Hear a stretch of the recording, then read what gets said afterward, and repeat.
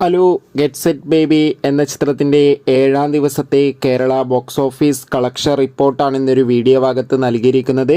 വീഡിയോയ്ക്ക് മുൻപ് video like ചെയ്യുക, ചാനൽ സബ്സ്ക്രൈബ് ചെയ്യുക. മാർച്ച് മാസം അങ്ങോട്ട് ധാരാളം ചിത്രങ്ങൾ OTT റിലീസ് ചെയ്യും.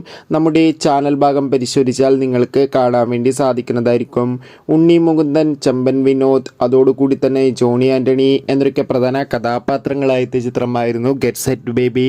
ചിത്രത്തിന് ഇപ്പോഴും നല്ല മികച്ച പോസിറ്റീവ് റെസ്പോൺസ് തന്നെയാണ് പുറത്തുകൊണ്ടിരിക്കുന്നത്. അതുകൊണ്ട് തന്നെ ഏവരുമേറെ ആകാംക്ഷയുടെ ചിത്രത്തിൻ്റെ കളക്ഷൻ റിപ്പോർട്ട് അറിയാൻ വേണ്ടി കാത്തിരിക്കുകയാണ്.